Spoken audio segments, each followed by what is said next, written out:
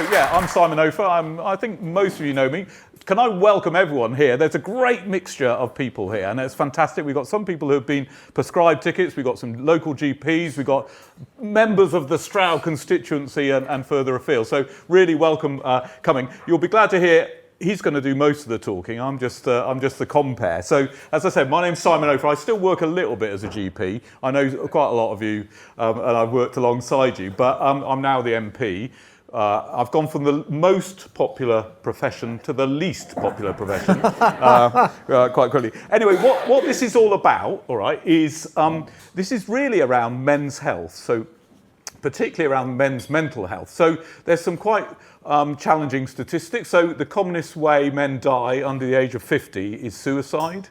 We're not very good men at coming forward with our emotional problems. And we've just, the government's just published this men's health strategy, which is about improving the health of men. So my idea here was that we would look at that in a slightly novel way. So what we've been doing is we've been doing a series of things like this, and we've been filming them for a podcast, mainly with comedians, because I'm interested in the role of comedy in making people better.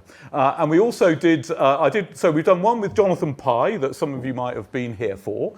I've also done one with Robbie Savage, in Forest Green Rovers. He's actually very funny as well as being quite open about that. So that's coming out as one of the podcasts. And I'm delighted to have Dr. Phil Hammond, who is someone who I think many of you know, but he is a doctor and has worked as a GP, but cleverly branched into comedy quite early on.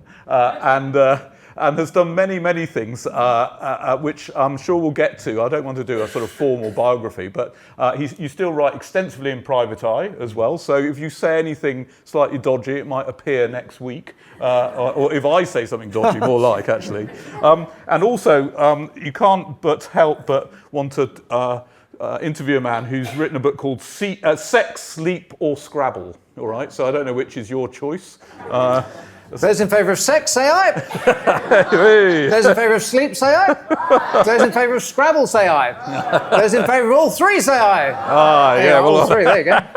So what this is a sort of partnership between the NHS, and I think we've got Hannah Gore somewhere in the audience who's really supported this. We've got Crack Health, that's run by Lou Jackson at the back there, about comedy. And we've been working on this comedy on prescription idea and using comedy. And it's sort of beginning to grow a little bit, getting people to either go and just see comics and have a bit of a laugh, or sometimes there's been one project where we've actually taught patients how to be funny.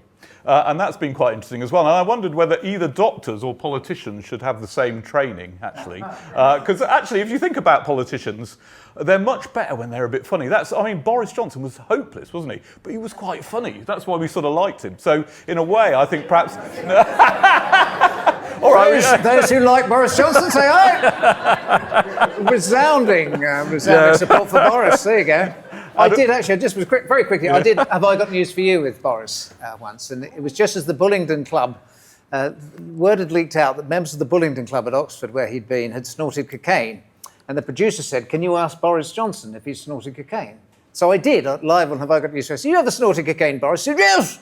Yes, I did. I sneezed, and it all came out, and it could have been icing sugar. I was a very silly Billy. And actually, I thought that's a very clever answer. It's a bit like saying I didn't inhale. It was saying I may have done it, but it's probably icing sugar. Move on, please. Absolutely. Okay, so I get the Boris Johnson vibe here. I won't big him up. But the other partner here, of course, is Brimscombe Mill, and they've been really fantastic at both filming this and organising the whole event. So a massive thanks to them.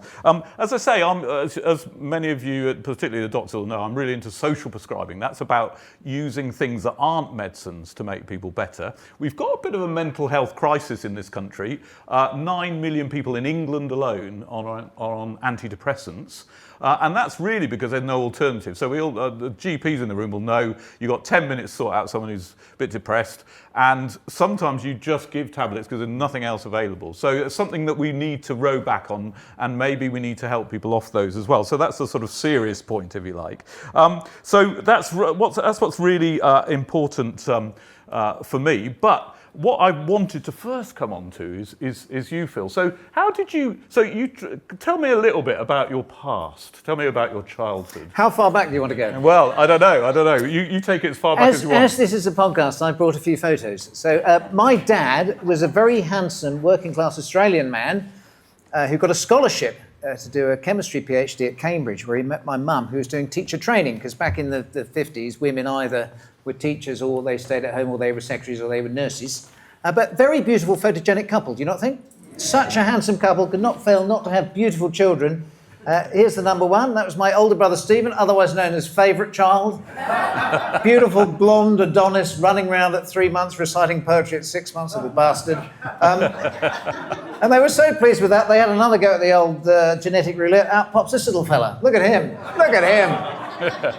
Is that you? That's me. All right. I was born in the NHS. How many people are born in the NHS? Yeah. Born in the NHS. I was born in the NHS. Born before the NHS. I was. Excellent. Here's one. Born outside the NHS. I was. Good. I'm glad. Because actually, this is an important point that the NHS would collapse, wouldn't it, without people who weren't born in the UK working in it. I mean, it's strongly survived on migrant labour. So, yes, I was born in the NHS, but my dad was Australian, and we went back to live in Australia, where he was a lecturer in chemistry and a workaholic. So I didn't really see him. In 60s Australia, the men worked really hard. My mum was a teacher, primary school teacher, spent a lot of time with my Auntie Queenie and my Uncle Ron. I'm just going to show you Auntie Queenie. Say hello, Auntie Queenie. She was full of aphorisms. She used to go, full. Variety is the spice of life. Full. Moderation in all things. Full. Healthy mind, healthy body. Full. Always take time to smell the roses. Full. Long and thin goes too far in. Short and thick does the trick. Okay, I'm only 7, Auntie Queenie. Don't know what we're talking about. However, before we pause, I just want to show you my men's health mentor was my Uncle Ron. So Auntie Queenie's married to Uncle Ron. So my dad, workaholic, never saw him. Uncle Ron, all he would do is sit on the patio in West Leederville in a rocking chair and look at the view. And I'd go around and see him, and I'd say, what are we doing today, Uncle Ron? He's saying, we're looking at the birds and the bees and the bushes, lovely cloud out there full. And he'd do absolutely nothing other than look at the view. He'd be happy as Larry. I'd be bored as buggery. And every now and then, a little challenge would come his way, a little challenge. And Uncle Ron would always go, oh, fuck it. Fuck it. Now, I'm not saying fuck it is the appropriate response in every single situation, but in about 80% of the situations you find yourself in, fuck it works. But think of the emails you've had to answer today, Simon. The constituency business you've had to do. Fuck it would have worked perfectly well. I was chair of governors at my local primary school I won't tell you where it is, in Somerset somewhere, and we had 2 outstanding Ofsted reports, but the one thing we never told them is that we used to make every Friday Fuck It Friday. So every member of staff would take the top 80% of their in tray and they stick it through the shredder and go, fuck it, fuck it, fuck it. So there's my top health tip. Whatever you do to live, strive and survive, I want you to promise me you'll make every Friday Fuck It Friday. Can you do that for me? Yeah. There we are. So can I to break in a little bit? So you became a medical student, presumably? I did. Yeah. My brilliant dad died in 1969 when I was only 7. And it was hard for me because Uncle Ron's philosophy is a lot of men's health philosophy. Uncle Ron was always, no worries, it'll be fine, she'll be right. You know that Australian thing? No worries, it'll be fine. And I lived with that philosophy and had the most lovely first 7 years in Australia, running around outdoors. And then all of a sudden my dad died.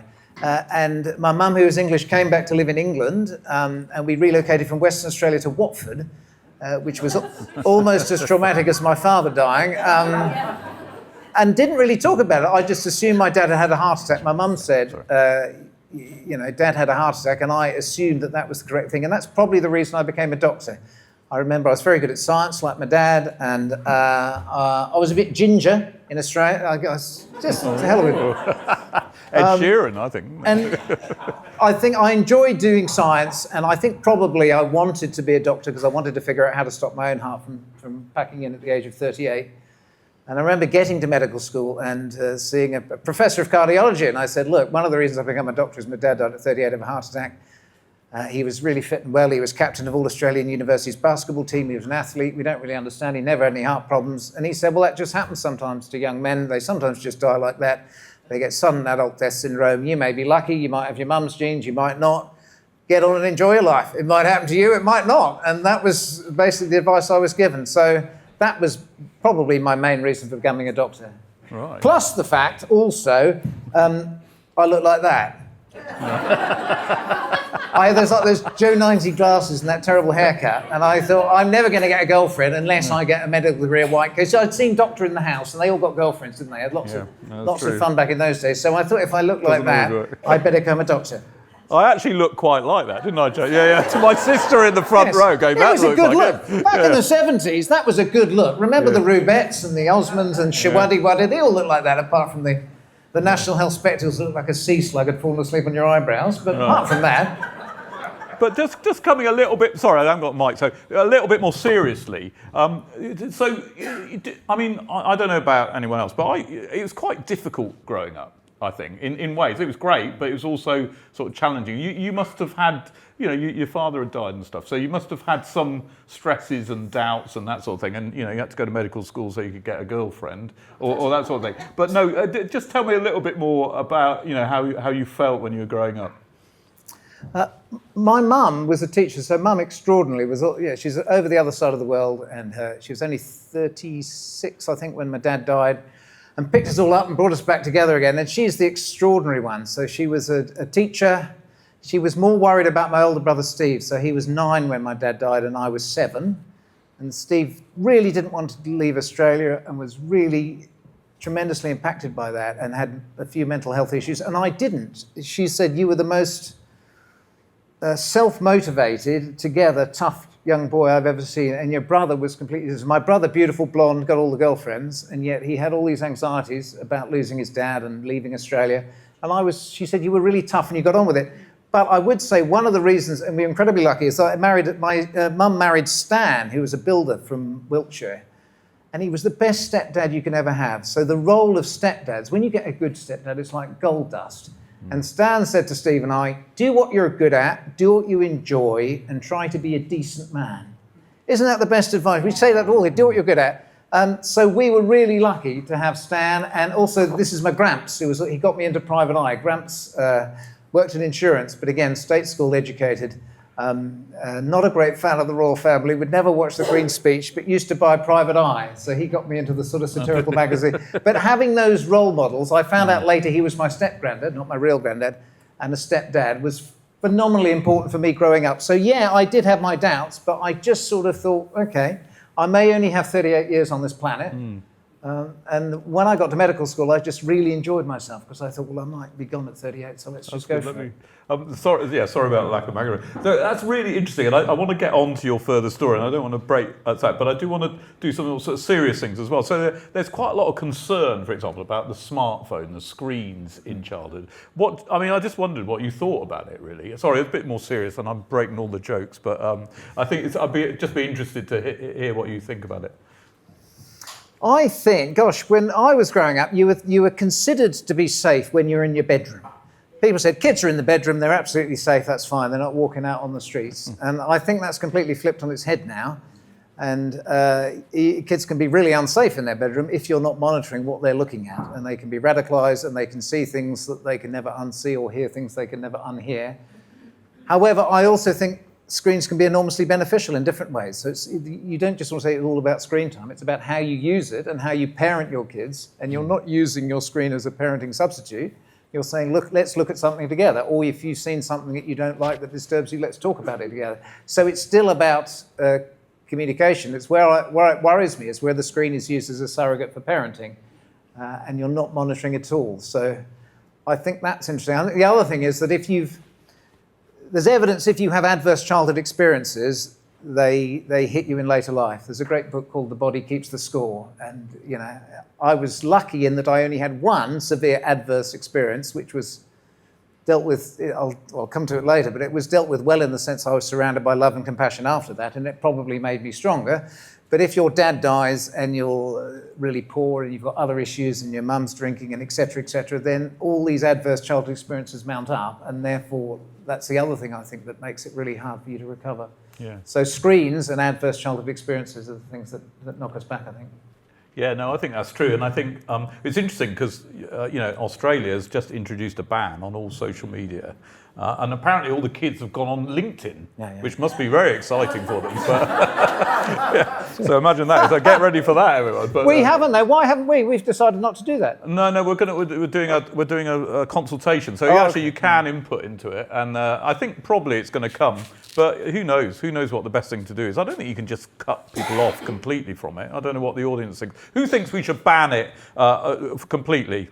Hands up, yeah. So Aussie at the back. So you got Aussie at the back. Yeah, we got Aussie Lou at the back, yeah. And who thinks we should just moderate it a little bit and make sure that we got some control of it? Is that possible, do you think? Who thinks that's possible to control it in any way at all?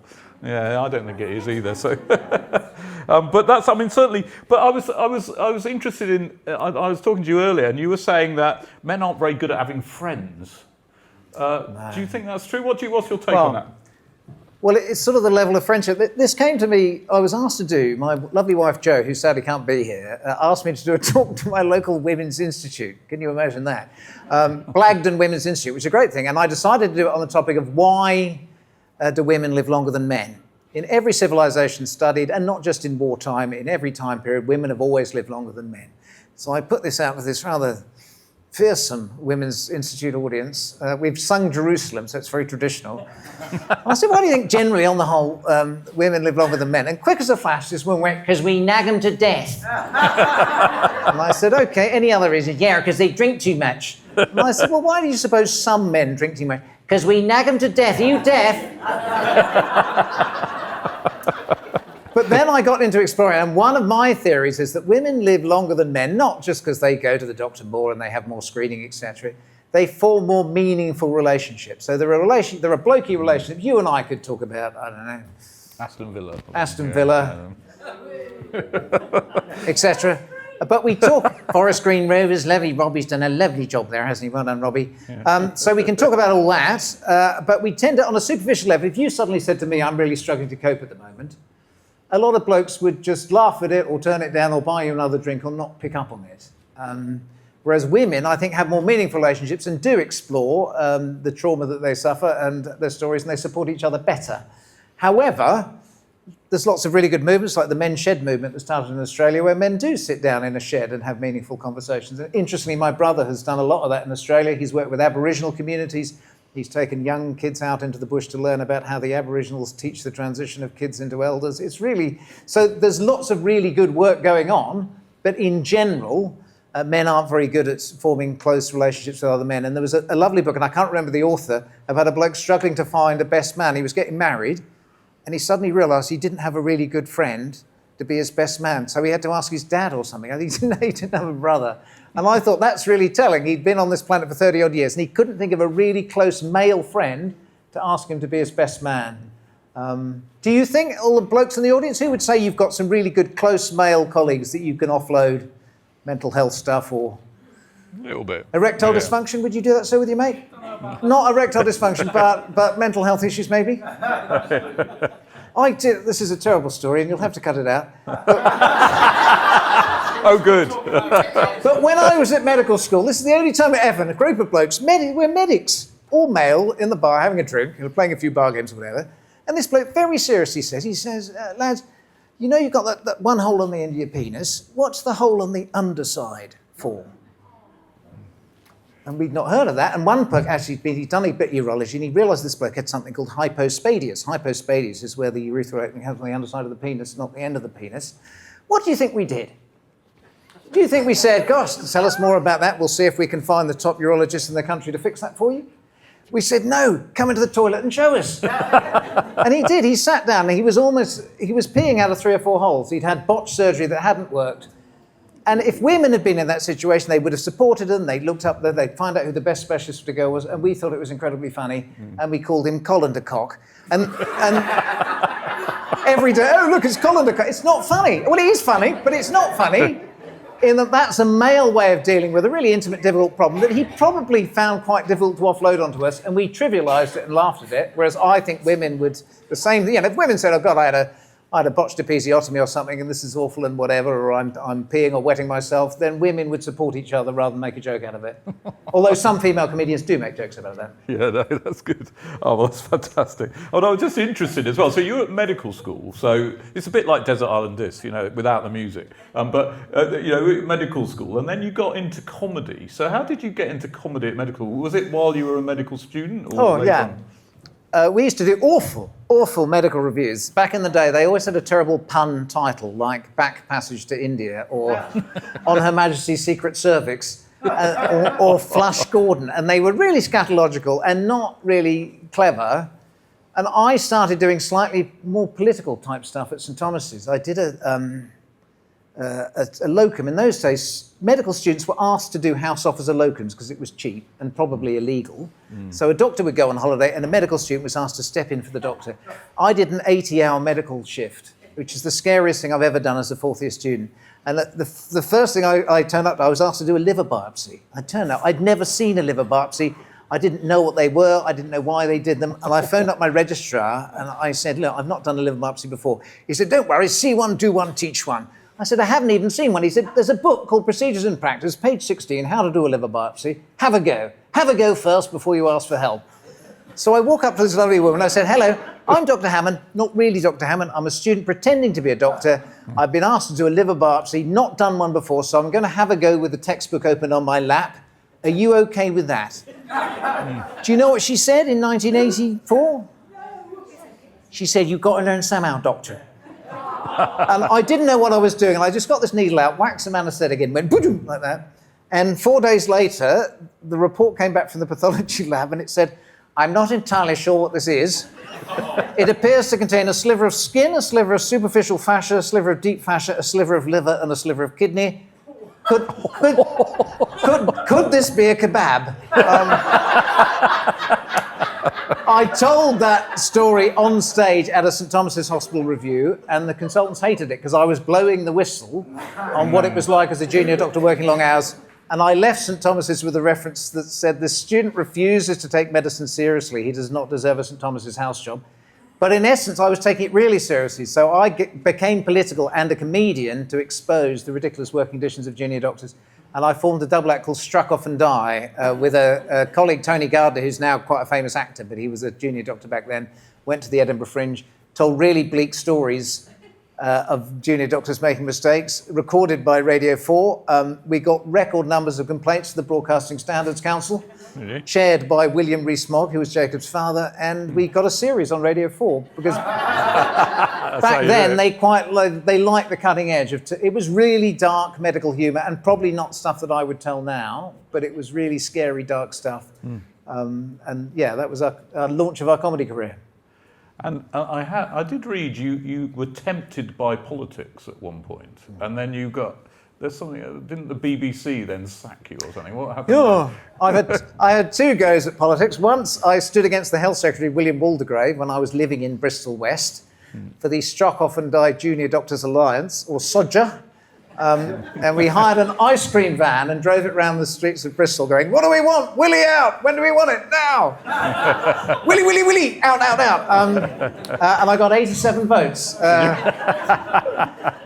However, we did raise... But then I realised, and the BBC filmed it, so there's on the archive somewhere, but I found myself in North East Somerset, and unfortunately my MP was Jacob Rees-Mogg.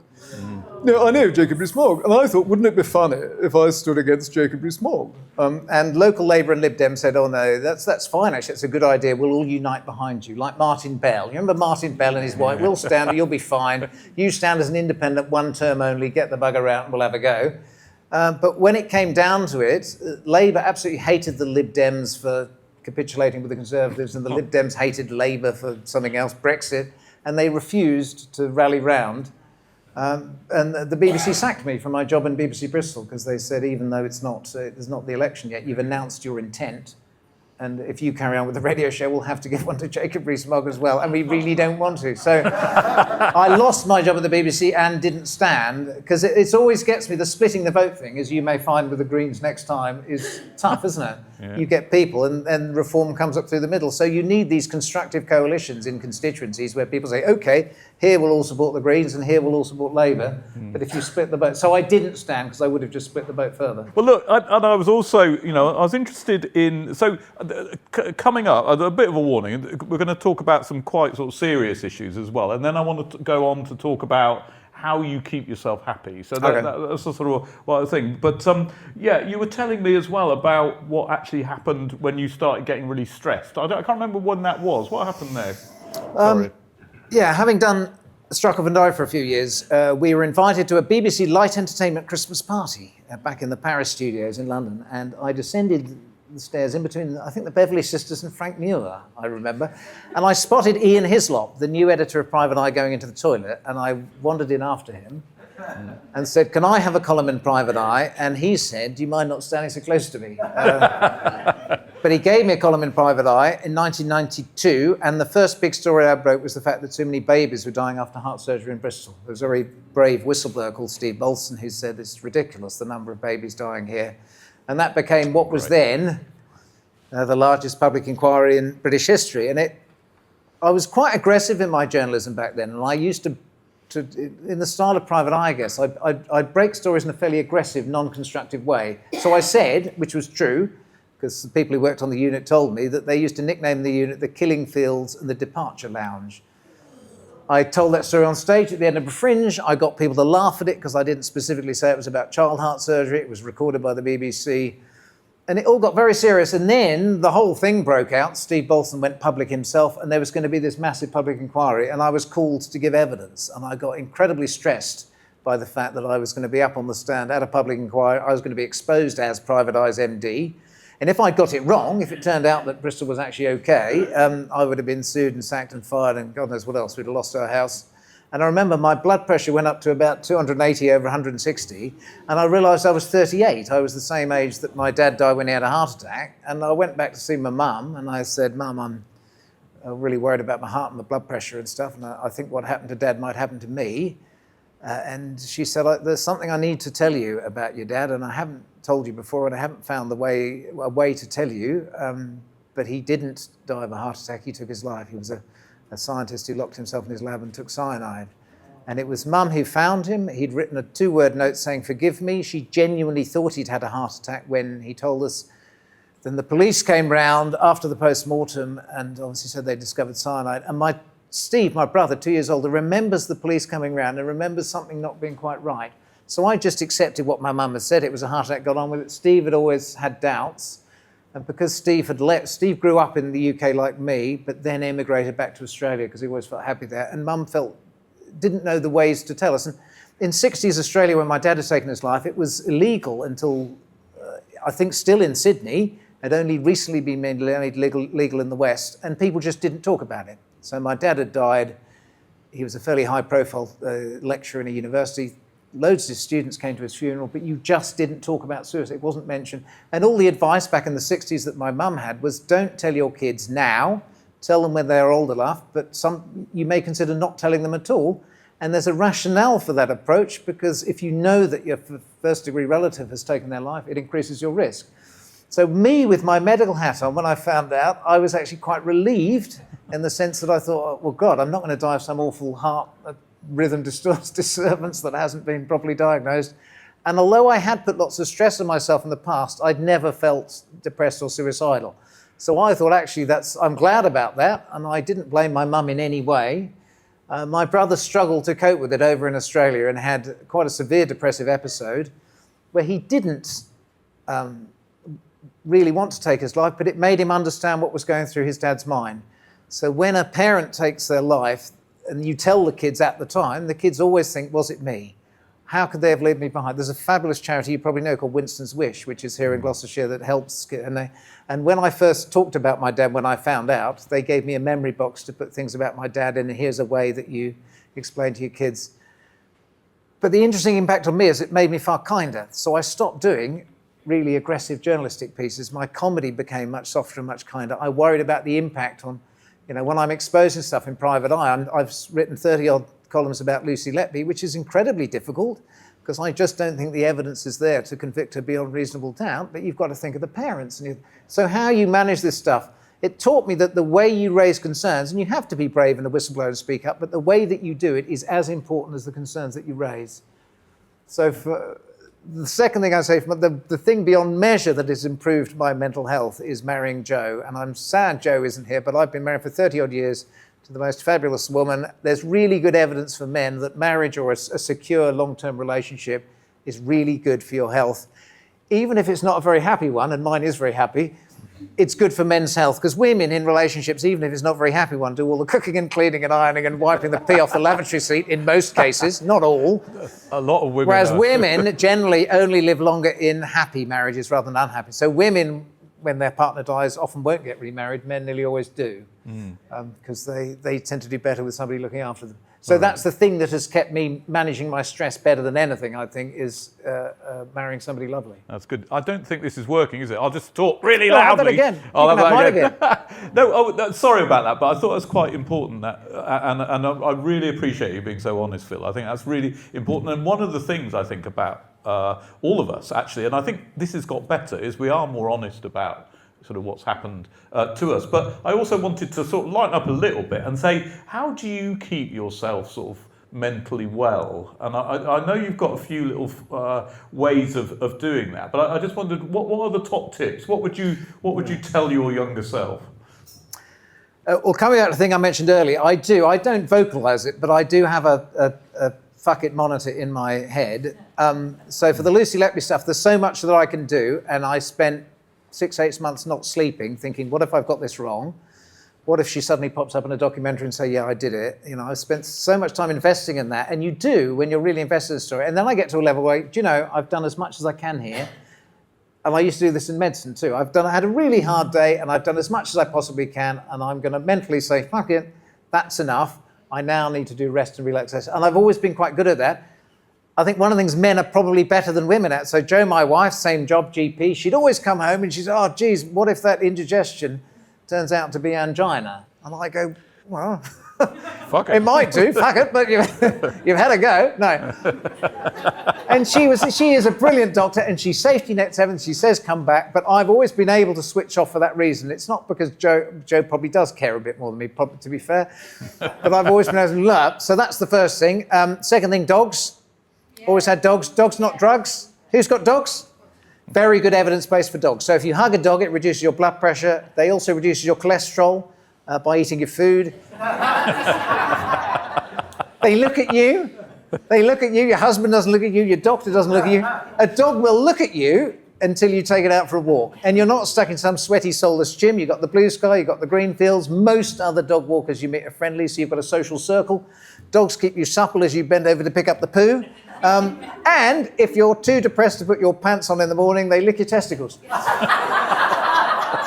You don't get that at the doctors, do you? That's private patients only, is it? So, the other genius thing, you can have this back in a minute, you have the mic back in a minute. Right. The other genius thing, when I was doing paediatrics and I was trying to teach people how to be healthy, you're right there. They're always happy to see you too, aren't they, dogs? Always happy to see you. Yeah, always. I came up with clangers. So who remembers the clangers? Hey. Oliver Postgate and Peter Furman, two old socialists, lived in their garden shed, came up with Nog in the Nog, Ivor the Engine, Bag Puss and the clangers as we went to the moon in 1969. Poignant to me because 69 is the year my dad died, but I love the clangers. And I love this ethos of a happy family living on the blue planet, eating soup from the soup dragon and blue string pudding, always outdoors, experimenting, dropping clangers, and most episodes ended with a hug. So it was a compassionate family grouping. And I thought, when I'm going to teach how to be healthy and de-stress to kids with chronic fatigue, which is what my last job I did, I used clangers as an acronym for Connect, Learn, Be Active, Notice, Give Back, Eat Well, Relax, Sleep. That's good, that, isn't it? Connect, Learn, Be Active, Notice, Give Back, Eat Well, Relax, Sleep. Your turn. Oh. It's also a dementia screening test. And now I say that, and I consciously try to do those things, but the interesting thing is if you're having a bad day, so I'm really stressed about Lucy Letby, or if you're a patient living with debt, depression, diabetes, domestic abuse, long COVID, whatever, you're not going to manage your 8 clangers. So it's like a template for how to stay healthy. And when I reflect on my own health and de-stressing, I think, which is I'm missing out on? And it's usually sleep. And recently, because I've had my eyes done, so I worn glasses for 40 years and had some magic lenses put in my eyes, I didn't drink alcohol and caffeine for a month because it dehydrates you. And boy, have I been sleeping better. I'm less anxious because here's the trap you're falling with alcohol, is that you use it as a reward. You have a stressful day and you all have a couple of pints. And I've stopped doing that, and I'm just laid back more laid back than I've ever been just by cutting out alcohol and caffeine. And I used to love caffeine. I used to love that buzz. But Joe would say, you're a bit angsty, you're a bit stressy, you're a much nicer person to live with off alcohol and caffeine. So I've stopped doing that. And Joe has given me rewards. Looking at their drinks and that. No, you can have some. No, don't. It's interesting what you're saying about that, because I sometimes I probably drink far too much. In fact, the definition of alcoholic is someone who drinks more than their doctor, isn't it? That's what I've always said. But half as much will do it. Half as much, indeed. But yeah, no, I think that actually probably we are probably as a nation drinking too much. But it can make you quite anxious as well, can't it? I think if you drink too much. So there's something there as well. So could you just go through the clangers again a little bit? Just because I think this is good. So just talk us through each letter of the acronym. Would you mind doing that? Okay, yeah. So the connection, and if you lift up your bottoms, you've got a clangers card on your chair that you can run away. So the first thing to say is the clang bit isn't mine. There was some research by the something Foundation of Wellbeing or something that came up with a clang, and I added the ers. So I'm like a magpie. I steal other people's ideas and add them. So you can steal this and use it in any way. You don't have to attribute it to me. Connection, I would say, is the single most important thing. We are social animals. We exist to feel part of something bigger, like leaves on a tree. And disconnection is what stuffed us. Think about the pandemic. Why have we got a mental health pandemic since then? Because we locked people away and isolated them and told them not to go outdoors. So connection, they say it's as important as cigarette smoking. I'm not quite so sure about that, but it really is important. That's what's lovely about this community, about Stroud. You can say it's a connected community where you look out for each other, and it must be quite relaxing for you coming back here, I would imagine. So connecting, connecting with yourself, scary stuff. How many people here are brave enough to say that they love themselves? Would you say aye, if you love yourself? Aye? Who does it regularly? So we don't like that because we're British. So when people ask me why I've never felt suicidal like my dad, it's because I love myself. And it's not in a narcissistic Donald Trump sort of way. I just really like my own company. So when people are a bit British about saying whether they love themselves, who really enjoys their own company? Okay, who can disappear inside their head and not mind what they find there? Yay! Say yay, because it's a podcast. Say yay! Yeah. Okay, who can get through a whole evening on their own without 3 bottles of wine and Netflix? Say aye! Oh, there you are. So that's simple. Connecting with yourself, really important. So I love connecting with other people, but I love spending time on my own or with my dogs. Learning, connect. The other C could also be create. I've just become patron of a charity that looks at the role of creativity and comedy and art and everything in healthcare, participating in it even better than observing it. So it's wonderful. And you can be a bit shit. It's okay to be a bit shit at painting or stand-up comedy and die on your ass. The fact is you're doing it, and as you do it more and more, you get better. I'm a dreadful cook, as my wife will testify. Really awful. But she eats it and is grateful that I had a go. And it's fine. You know, we're perfection. I try to be as good as I can as a doctor and a comedian, whatever, but the secret is it's okay to be a bit shit at other things. You can paint a vase and so what? But creativity is fundamentally important. So learn is the next thing. Have you learnt stuff this evening? Could be learn, could be love, could be laugh. The other great phrase, Auntie Queenie used to just go, full. The moment your sperm meets your egg, you join the queue for death. And the reason I love that is that we are the one species that knows long in advance that we're going to die. We know that, don't we? So the question is always, at whatever stage of life you're in, what are you going to do with what's left of your one wild and precious life? Who is living a pretty good one wild and precious life? Say aye. Right. Well, we cured you already, but that's really important. So the L could also be love and it could also be laugh. I've put a few L's on there. You can make them all up. A, be active. Who does 30 minutes of aerobic exercise every day? It can include masturbation. Anything that raises your pulse and flushes your cheeks. Simon's worrying about this now. We'll cut that bit out. No, don't cut out nothing wrong with masturbation. Notice. So notice. Who has noticed the growth in mindfulness? Who even knows what it means? It means filling your mind with the beauty of the world around you without having to judge it. So just quickly look at the person next to you. You've got a choice left or right. And fill up your senses with their beauty without trying to diagnose them. So just have a go. Just have a go. Anyway, quick. Giving back. Giving back. Happy people beyond measure are compassionate people. And giving back to those less fortunate fundamentally improves your health. I'm going to tell you a quick story you can cut out because we're running out of time.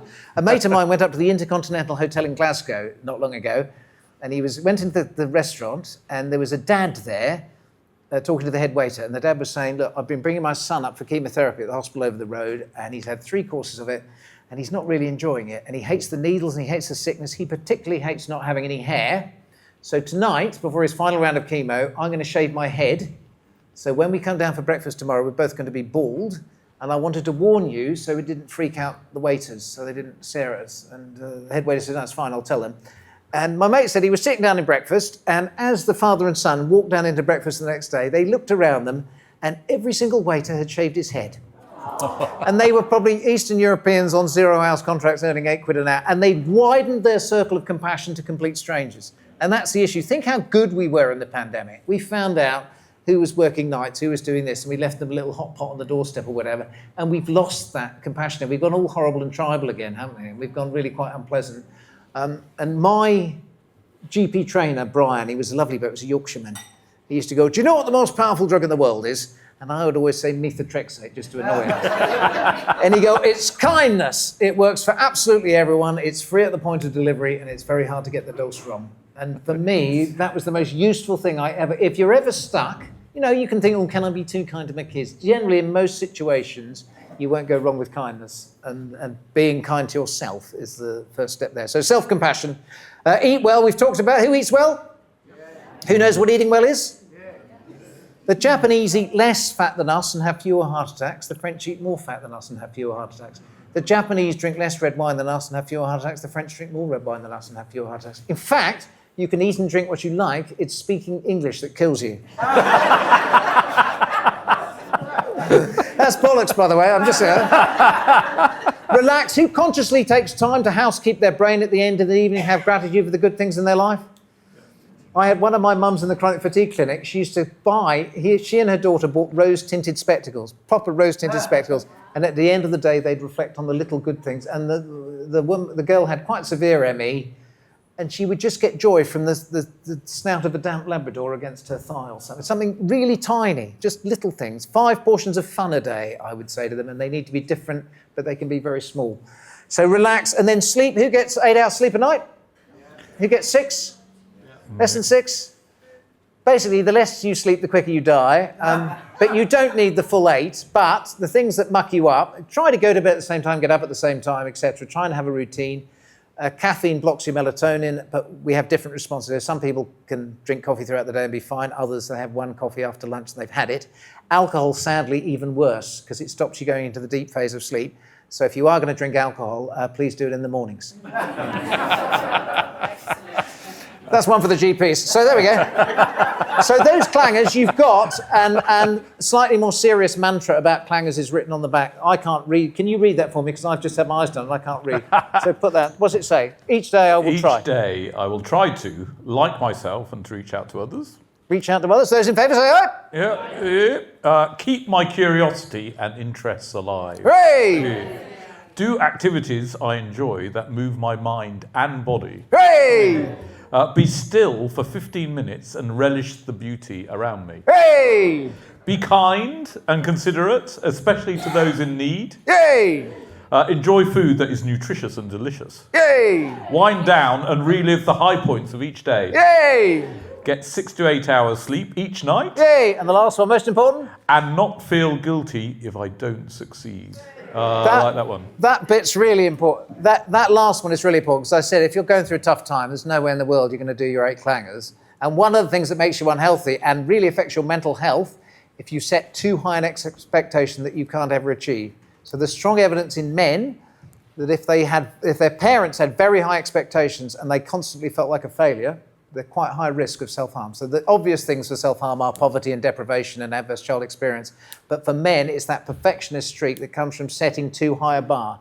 It's okay. I used to say that the National Institute for Clinical Excellence, which is supposed to mean the NHS is excellent all the time, which clearly it isn't, should be renamed NIGE, the National Institute for Good Enough. Because sometimes it's okay. Sometimes you'll have a good day and you do really well at work, won't you? And some days you'll have a shit day, but you try and get over the good enough bar, don't you? So sometimes it's okay to be good enough. It doesn't always have to be excellent. Good. Now, I've completely failed in this because I didn't tell you the format of this, but in about... Is there a format? Well, they're meant to be, yeah. Why didn't you tell me? Simon, why didn't you tell me there was a format? Well, no. We're going to have questions in about 8 or 9 minutes. So if you've got some questions that you think of, start thinking of them now. But what I wanted to ask you is, so one thing that men should stop doing for their mental health. So I don't know, I'd put you on the spot here, but please don't make the answer rude or in any way offensive. Gosh, stop doing. I would say accessing hateful speech. I don't think that many men do that. I'm going to tell you something you're going to have to cut out again now, I'm afraid, but it's really interesting. So my Uncle Ron, remember Uncle Ron? Yeah. Think about Uncle Ron. He had you describe people in two ways. You're either a mate or you're a cunt. And some people don't like that word, and I understand why, and you may be offended, but the point is, you automatically understand with a bloke when they're behaving like that, and it's beholden on men to call it out. So the other thing I would say is men have a responsibility to call out other men when they're behaving like a C. And to be fair to Uncle Ron, he went to the UK and realised you couldn't use that word. Someone barged into the pavement, he realised you couldn't use it. And he was flying on BOAC. Remember BOAC? It used to be British Airways. He was on the toilet on the WC and BOAC, and he came up with a new nomenclature. He divided people into BOAC, bit of a cunt, or WC, whole cunt. And we use that in our family. You call people out, they're either a WC or a BOAC, or they're a NOAC, which is not a cunt. Okay, so let's just try that out, okay? Donald Trump. WC. So is that WC? Yes. Ooh, that's tough, isn't it? I'm going to stop there because we can't really go on, can we? But it's so yes. Don't access that stuff, but take responsibility for other men. So in a pub now, if I'm there with my mates and someone will say something inappropriate about it, whatever, I'll call it out. So don't be afraid as a bloke to call it out, because women can't call it out. You know, the vast majority of men, if they have female partners, could beat them to death with their bare hands, and we know that. And I think the other thing is not to beat ourselves up too much. So, I saw adolescence, and that's fine, and it has some good messages, but boys can also be lovely. I absolutely adored parenting my son, and I made some mistakes, and we love each other, and it's fine, and we hug each other. Boys can be great, and so don't go too hard on men. There are some fringe elements, but the vast majority of men are decent and compassionate and follow Stan's mantra. Do what you're good at, do what you enjoy, try and be a decent man. So that's the other thing. Just celebrate. Don't scare them into thinking you're all going to end up as Andrew Tate followers. Just say it's okay. It's okay to make mistakes. It's okay to cry. It's okay to show emotion. And if you do that, boys are absolutely lovely. So tell them they're lovely. So that's great. I'm really enjoying this. I would be scribbling stuff down, actually, Phil. But so we've got a sort of problem with some men with it's a sort of toxic masculinity issue, and I just wondered what you thought about this toxic masculinity. Well, like all these things, I think the solution to all this stuff is to start early. I mean, one of the things that I thought Labour did right first time around under Blair was the programmes like Sure Start, to go into disadvantaged communities and offer people support and guidance and mentorship. So much of it is about role modelling at a young age, and if you don't have a male role model in your family, and it's easy to. So you've got to get to people early. I think it's quite hard once opinions have formed and attitudes have formed and people have become very tribal to change stuff. So I do think it's about. And I would be happy to pay more taxes to help more disadvantaged communities and to reduce inequality. And if Labour stands for anything, it surely has to be that. Clearly, I remember I used to do admissions at medical schools, so I was a lecturer at 2 medical schools, and when we were doing admissions, I remember the dean saying we could probably fill all our places with women based purely on academic achievement. Women are fast outpacing men. I mean, obviously we let some men, but there's an issue now and it's good, that women are having more opportunities. Not like my mum. My mum could have been a neurologist or neuroscientist, but the choice back in the old days was stay at home, secretary, nurse, teacher. But as women get more opportunities, they're obviously competing with men and often doing better. But in all the teams I've worked with, a mix of men and women and different balance of different views has always been the best one. But I think they feel they've been overtaken and they can't get the jobs that they want, and particularly in poorer populations, if it's a lack of job and meaning and purpose and opportunity, you're going to want to find someone to blame. It's a human instinct to find someone to blame. It scares me that you could blame women. And so teaching kids also early the meaning of the word consent, I think it's really, really, really important to be angry that, I wasn't the best looking young boy, and I had lots of friend girls who were very happy for me to do their chemistry homework for them, but didn't necessarily want me to kiss them back then. But I didn't say, oh, it's my right, or you deserve it. I should have a girlfriend. Why can't I have a girl? There's something about consent that I think is absolutely fundamental that we're in danger of losing in those marginalised groups. And that's something that, again, needs to be around home. If your parents aren't able to do that, it has to come from school. That's putting an awful lot of stress on teachers, but if I was going to put money into one thing, I'd put it into education before I put it into the NHS. So there's really strong evidence. You get a good education at the start, it fundamentally improves your life chances and your health for the entire lifespan. So go for education before health, I would.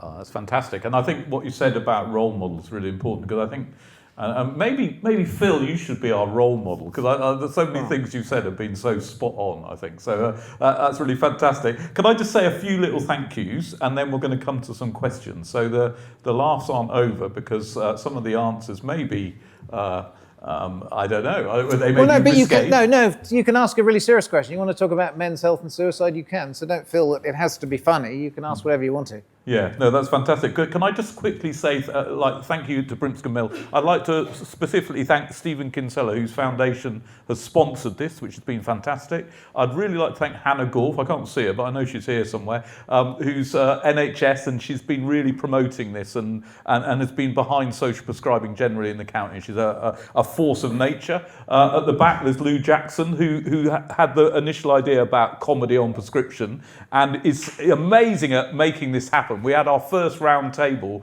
with the minister in the Department of Culture, Media and Sport this week, didn't we? A couple of days ago, and just getting comedy and comedy on prescription. Comedy apparently is not an art form, Phil. It is. Right, there we are. So it's the lowest form of art and the most important. So we're trying to make it an art form actually in its own right, because then it will get funding from the Arts Council. And I'd like to thank Jess and people at the Grace Network to make this possible. And can I also thank my team? They're all here. I've got this fantastic team.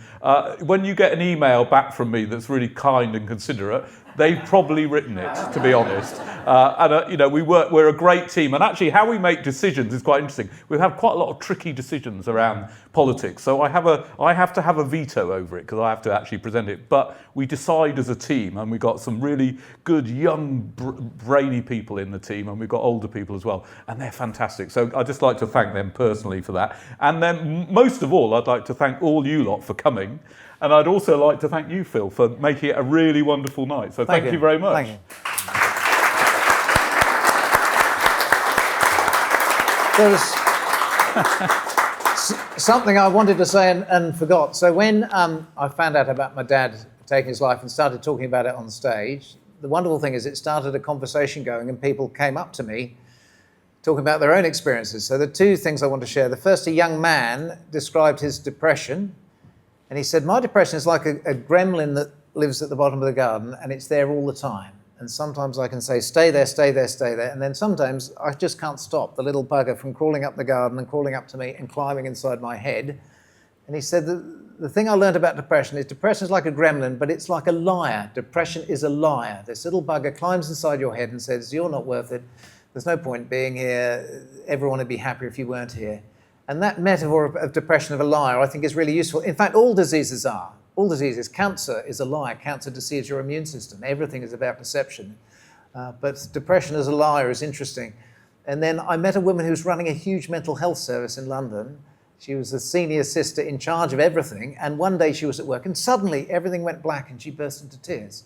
She got the most profound depression, even though she was running a mental health service. And she had a really good community psychiatric nurse who taught her this tactic. So when she used to get feelings of suicide quite strong, he'd say, do 10 things that you would normally enjoy. You'll absolutely hate doing them, but force yourself to do this list of 10 things. One might be walking the dog. One might be listening to a favourite song. One might be going out with a mate. One might be going to Starbucks and getting your favourite coffee. Try and do all those 10. And she said, I never got beyond number 4 in the list before the suicidal thoughts went. So that's the thing. You can get this incredibly strong, real suicidal ideation, and it passes. So you have to find a tactic for helping it to pass. And in that particular case, she found that very useful. So that's quite a handy tip to pass on to people. It won't work for everyone, but I think that's quite a useful way of looking at it. Anyway, let's do some questions. Right, are we ready? So are men more at risk because of emphasis on academic learning and they don't do crafts, woodwork and tinkering with machines anymore? Women can still do crafts? I think that's a really interesting point. I don't know whether women can still do crafts, but I think there's strong evidence that using your hands is really important for your health. And interestingly, my wonderful dad was good at everything, as well as getting a scholarship to do a PhD at Cambridge. He was a basketball player. He was really good with his hands. He designed a tent that was then marketed. But Mum said he was at his most relaxed when he was turning wood or doing stuff with his hands. And he didn't do enough of that because his academic career became so all-encompassing and he was a perfectionist. So I think there is, and I'm sure there is evidence actually that using your hands. Stan, my lovely stepdad, could do dry stone walling. Absolutely, mate, I'm hopeless. I was known as Dr. Fumblefingers at medical schools. I can bullshit, but don't let me anywhere near a scalpel. And Stan would build a dry stone wall or a patio or something. It was just extraordinary, have these skills that he could do with his hands and was very happy. So I think there is a link. Yeah, it's fantastic. Well, one thing actually that the government have done is they've really broadened out the curriculum. They've done a big curriculum review, which is great. They're getting rid of the E-back or whatever it's called, which is science, and they're allowing people to be more creative. So I think that is really positive. Right. Any strategies or ideas how to engage men to open up and discuss true feelings rather than just saying, I'm fine? I think it's the context. You have to create a context. So whether it's a men's shed or a caravan or a pub thing, and we were talking earlier that there's like a thing where people in orange vests take up 5 seats on a 12-seat table in a pub, and I forgot what it's called, but you're encouraged to come along. So if you create a collegiate and safe space to do it, in a circle often, or in a pseudo circle, and someone kicks it off, you have a facilitator. I think that often works quite well. But it's being brave, and I think for the vast, I know I slightly trivialised it and said, at medical school we shut things down, but actually as I got older and kinder, if one of my mates said to me, I'm really struggling at the moment, I would take time to. So I think if you sense that in a male colleague, you give them permission.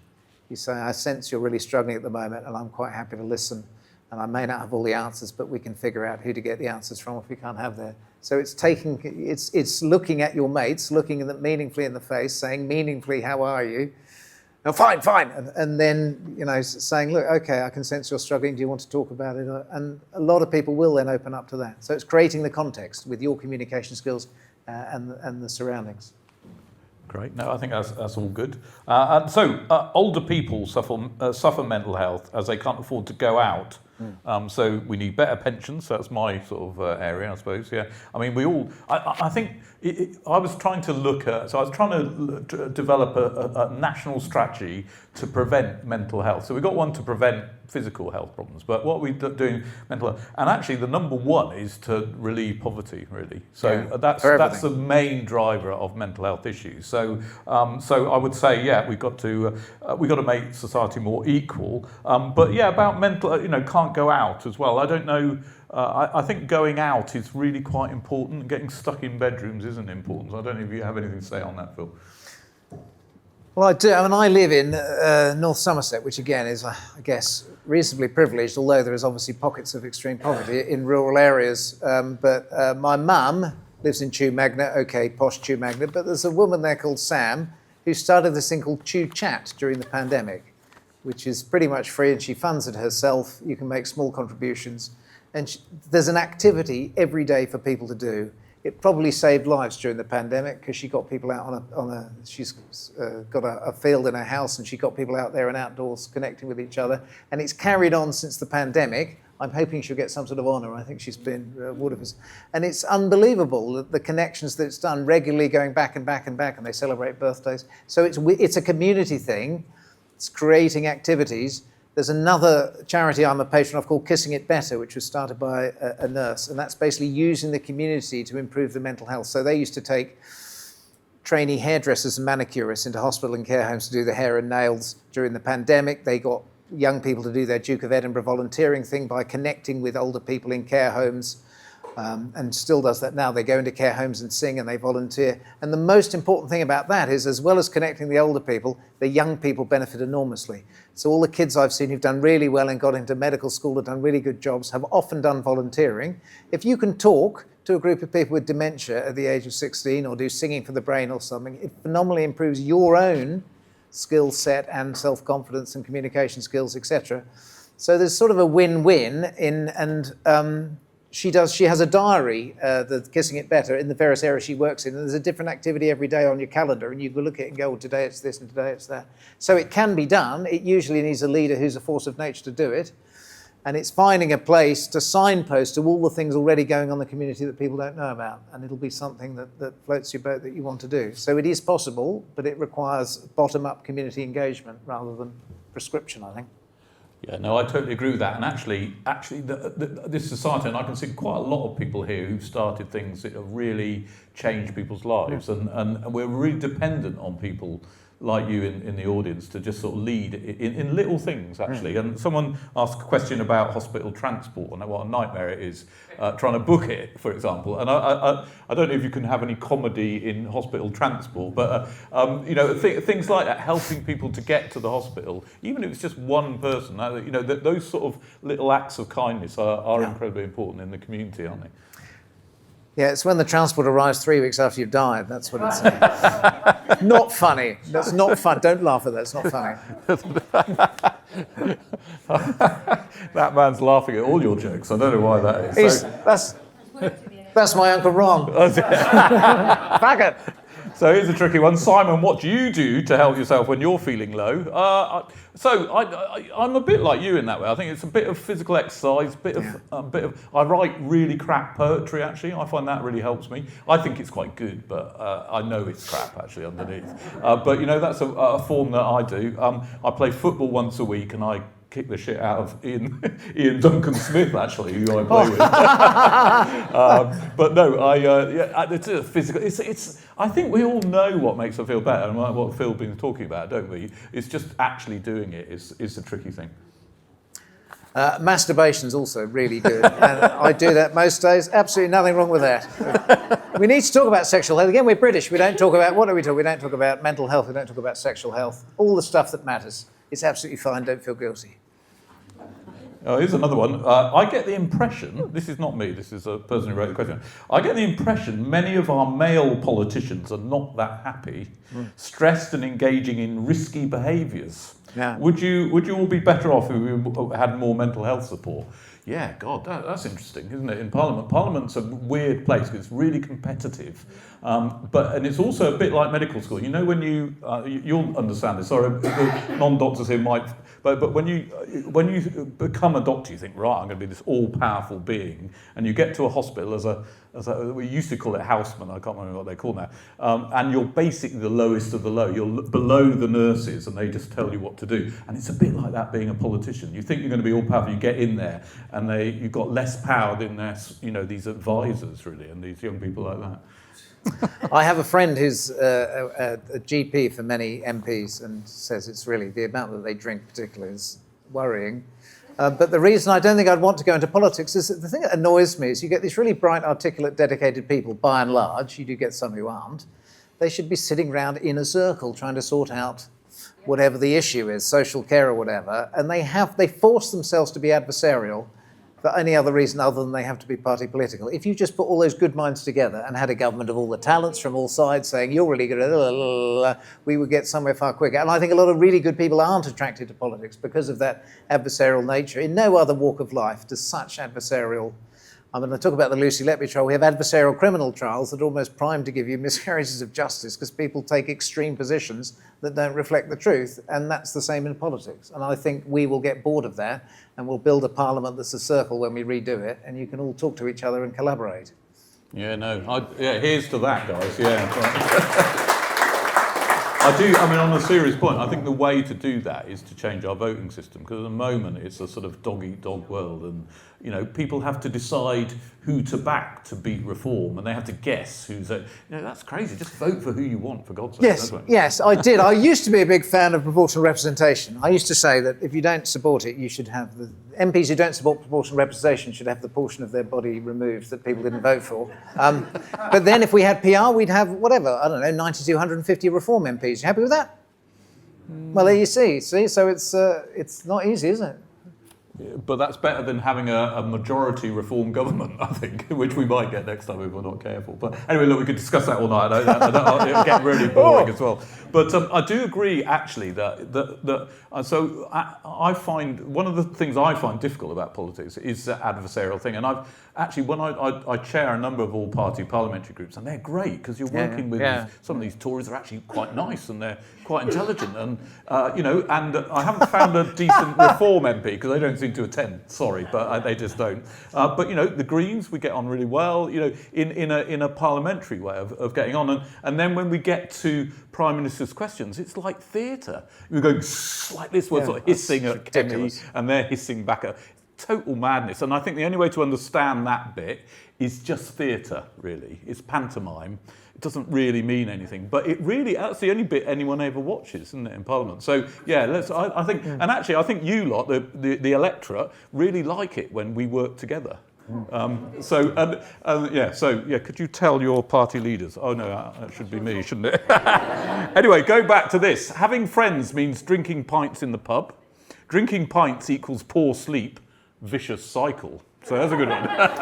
I do. I have found, actually, there are some really nice alcohol-free beers now, and you can do what's known as Zebra. Zebra's good, so you have 0 alcohol pint, 0 alcohol. Don't have more than a pint now if you're going to drive. Preferably don't even drink at all, because the lowest thing's going to come down.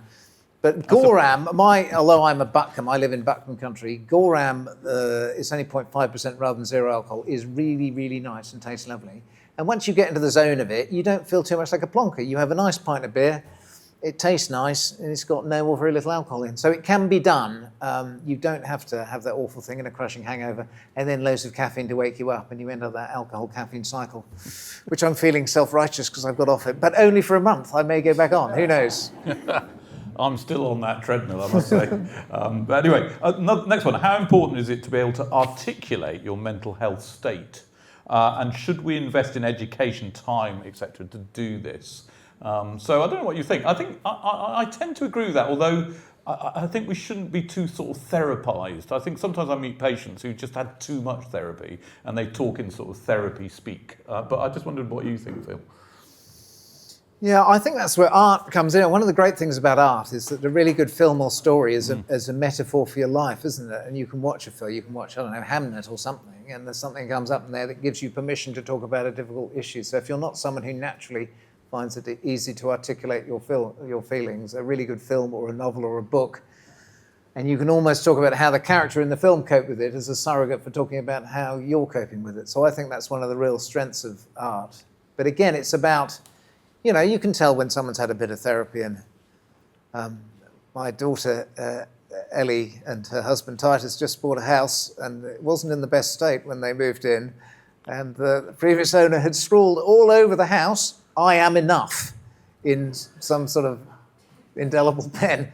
And she'd clearly been told that at therapy, which is fine, but you didn't necessarily need to scrawl it all over the... But there are all certain key phrases. "I am enough" is fine, it's a good thing, but it's now all over the inside of their house, and I haven't spent a lot of time. But it doesn't matter whatever it is, it's what works for you, and figuring out that your mind and body are inextricably linked and you can't separate the two of them, and the body keeps the score about everything that's going on in your mind. And I think the more people and role models, again, who talk about it. I mean, you had Robbie Savage on here. Did he talk about mental health issues in footballers on his own? Yep. I mean, that's amazing to have it's like, that was about as taboo as a professional footballer saying they were gay, saying that they were depressed, and now people are talking about it. And it's really important that we do that. And I think the more role models come out and talk about it, the easier it will be for others to do similar.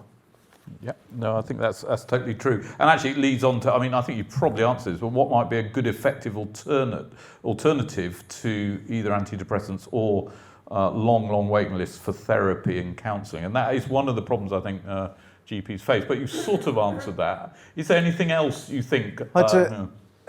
Again, it's said a lot, but exercise is pretty extraordinary. It's not just exercise. For me, whenever I'm feeling really stressed or I'm having writer's block or something isn't going to plan, a dog walk outdoors. There's never been a situation where walking outdoors with the dogs, and it can be stress or it can just be you need a break. But outdoor exercise, we just don't do nearly enough. We don't walk as much as we used to. All that stuff needs to happen. You don't religiously say I have to do 10,000 steps. That was just made up by the marketing people.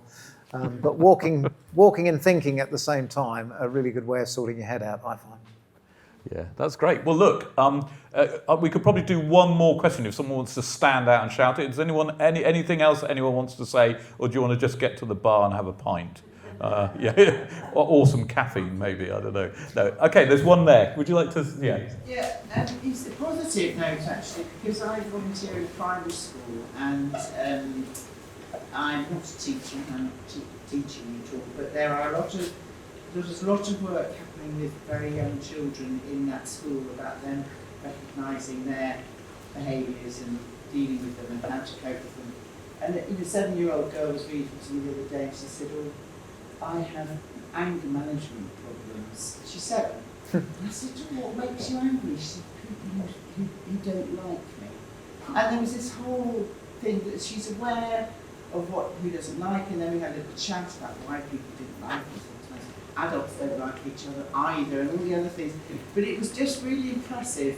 I hear that children are being supported to explore their emotions and their feelings, both within the classroom setting and individually with TAs and things. And I'm so impressed by that, because I don't think really any of that happened when I was at school, and maybe it just needs to happen more. I don't know. Two things very quickly. One, well done for volunteering. I say to anyone, if you're stuck for what to do, volunteer, particularly young people who are sorting out their own stuff and they go and volunteer, they feel much better. The other thing, they're good at that in primary school. The thing that I'd like to do, because Keir Starmer, when he came in, mentioned something about improving the speaking, the oration skills of young people. That would be phenomenal. So if we can teach them comedy and impro and all those skills at primary school, perfect. You get them in there at primary school. People say, oh, the most scary thing in the world is talking in public. No, you do it a few times, you die on your ass, you learn a few tricks, etc. If you teach them to do that at primary school, tell me your story. Tell us about your gran. Tell us about a fun thing that's happened to you. And you let kids stand on stage in a supportive way and learn to speak in public. I think that will solve all sorts of problems. They'll suddenly feel confident, be able to articulate. So I would like to. I volunteered with my local primary school to go in and help them with their oration skills, and they haven't said yet. I think they're a bit worried. I would be as well. Fucking Friday! No.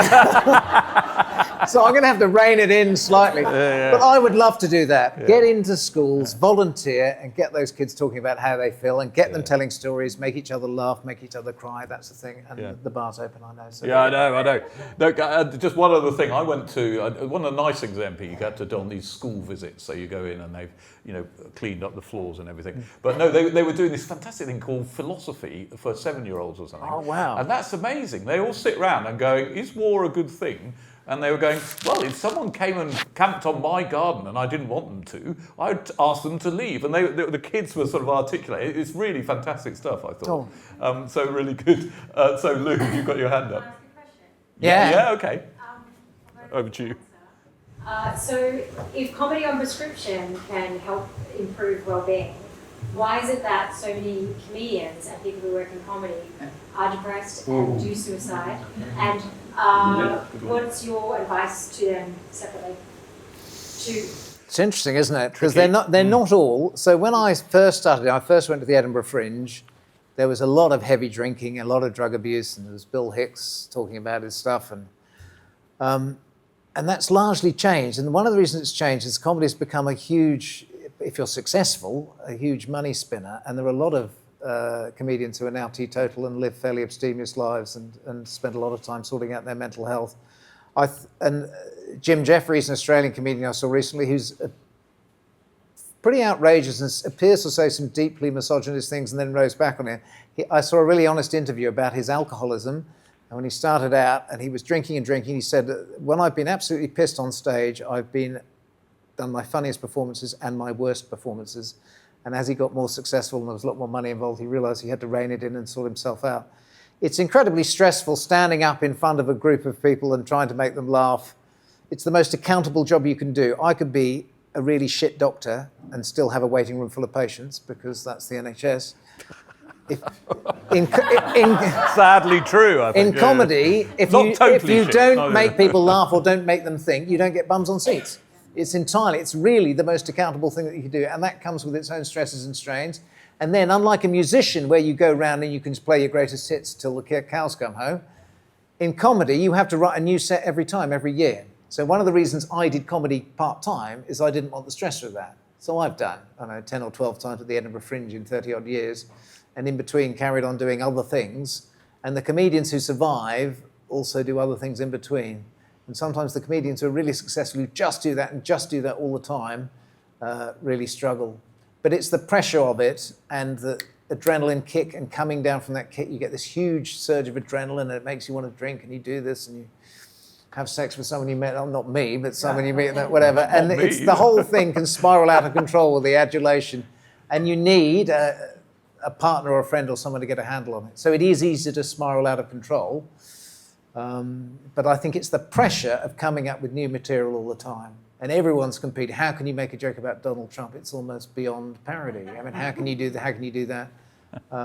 So yeah, it is. It's high stress. When I first went to Edinburgh, because they knew we were comedians and doctors, all these comedians used to line up outside our dressing room wanting medical checkups. And there was someone with an asthma attack or whatever, but it was the Irish comedians who were all the drinkers. I was quite a good friend with Sean Hughes, no longer with us. And yeah, he had a really big drink problem. And they were just so funny and yet had a slightly self-destructive streak. So maybe it's not the comedy, maybe it's the kind of people who are selected into comedy. I use comedy as a bit of a defence. I had ginger hair and freckles. How was I going to get a girlfriend? All I could do was make them laugh. And others, they're the class clown or the joker, or it's their coping mechanism. So I think that, and is there really more comedians than doctors who commit suicide? I doubt it. If the professions are ranked, there's probably, dentists, farmers, doctors. Dentists are really bad. Comics are up there. Yeah. Estate agents. No, but I don't know. Whatever it is, I think every profession where you set a very high target and sometimes miss it is at risk of that coping mechanism and self-harm. But yeah, so comedians need to support each other too. And when they all get together, they always talk about their worst gig or when this happened or whatever. They do. When you see a group of comedians together, that's their counselling session. That's lovely. But I think now, because it's so professional and isolated, often they don't get the time to do that. Great. Okay, I'm going to call this to a close now. But look, can I just say a massive thank you? Phil's given his time for no money or anything. This is about improving men's mental health. So I'm so grateful, Phil. Thank you very much indeed.